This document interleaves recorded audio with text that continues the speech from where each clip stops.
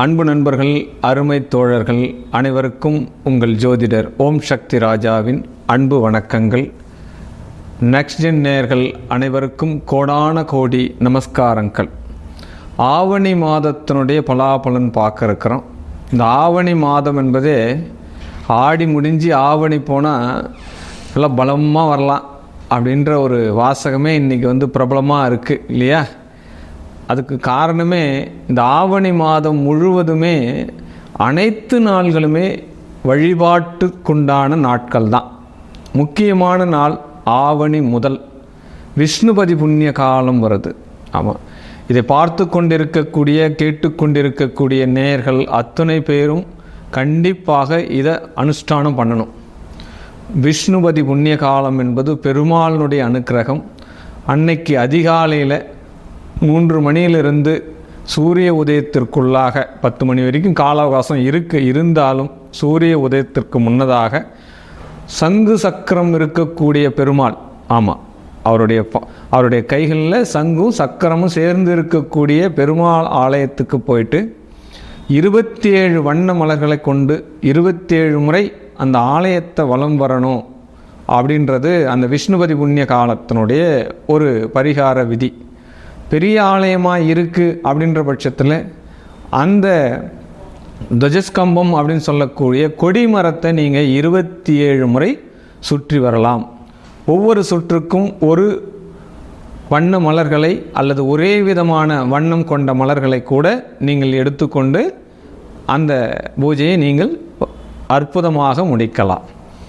யார் ஒருவர் தொடர்ச்சியாக 3 விஷ்ணுபதி புண்ணிய காலத்தை சேவார்த்தி செய்கிறார்களோ அவர்கள் இந்த கலியுகத்திலே ஒரு ராஜகுமாரனைப் போல் வாழ்கிறார்கள். அவர்கள் கடன் தொல்லையிலிருந்து நீங்கப்படுகிறார், நல்ல ஒரு பிராப்தம் கிடைக்கிறது, தொழிலிலே வெற்றி பெறுகிறார்கள்.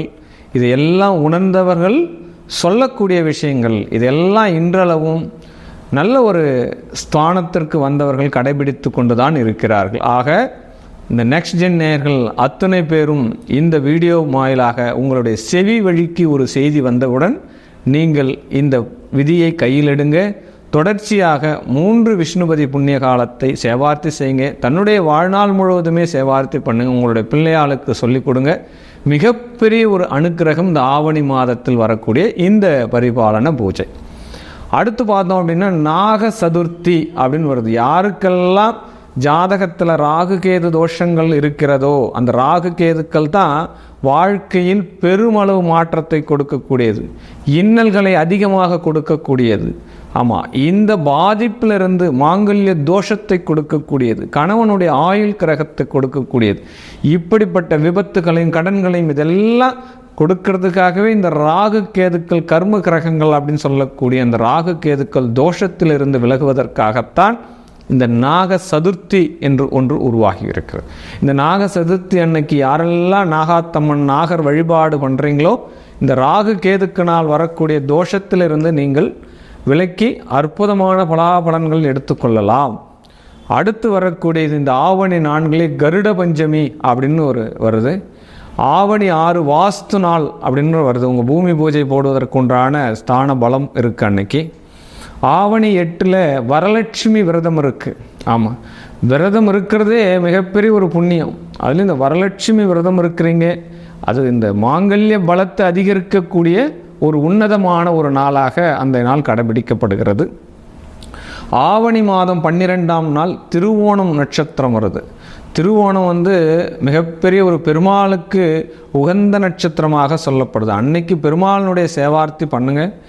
ஆவணி 16 சங்கடகர சதுர்த்தி, சங்கடங்கள் எல்லாம் தீர்க்கக்கூடிய விநாயகப் பெருமானுடைய சங்கடகர சதுர்த்தி ஆவணி மாதத்திலே வரக்கூடிய விசேஷமான ஒன்று. விநாயகரனுடைய அவதார திருநாள் விநாயகரனுடைய சதுர்த்தியாக சொல்லப்படுகிறது. ஆவணி மாதம் 20ஆம் நாள் கோகுலாஷ்டமி வருகிறது. ஆமாம், இந்த ஆவணி மாதத்தில் தான் கண்ணபிரான் பிறந்தார். மகாவிஷ்ணு கண்ணன் அவதரித்த நாள் அஷ்டமி. இந்த 2 விஷயம் இருக்குது.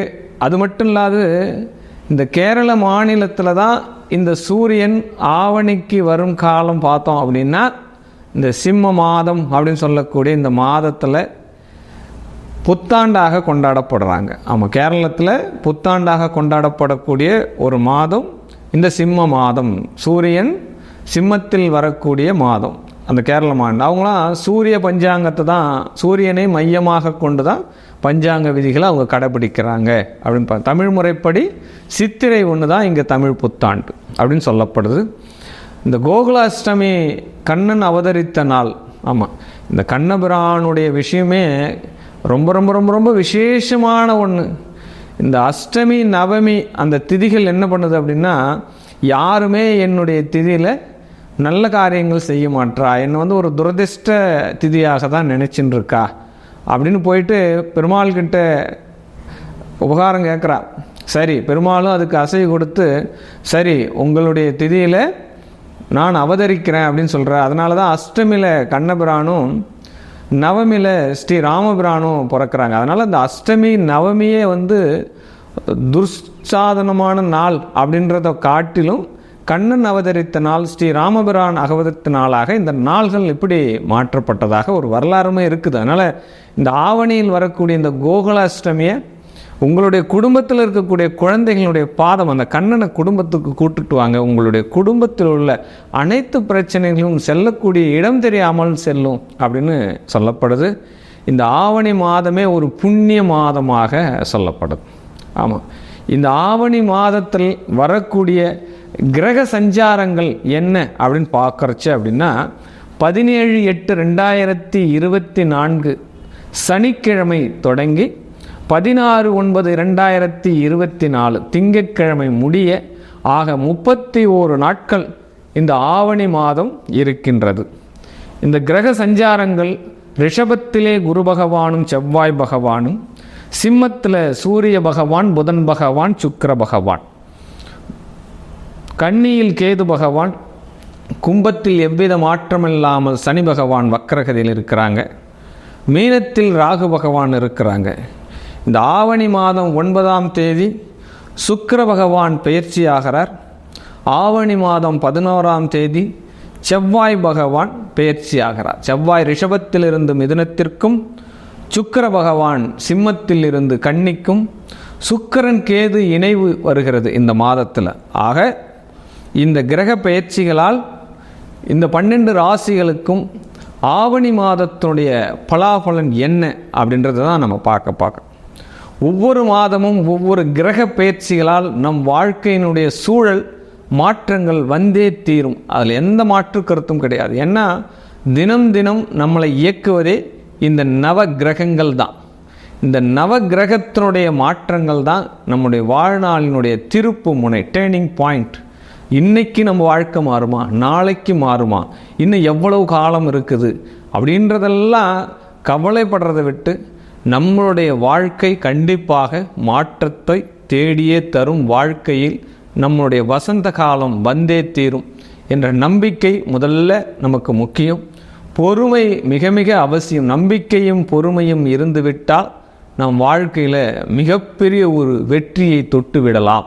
இதுதான் சூட்சமம். ஆமாம், இதற்கு இந்த கிரக சஞ்சாரங்களோடு நாம் பயணிக்க கற்றுக்கொண்டால் இன்னும் வாழ்க்கை ரொம்ப ரொம்ப ரொம்ப சந்தோஷமாக மாறிவிடும். சரி, விருச்சிக ராசி அன்பர்களுக்கு உங்கள் ராசியாதிபதியான செவ்வாய் பகவான் அஷ்டமஸ்தானத்துக்கு போகிறார்.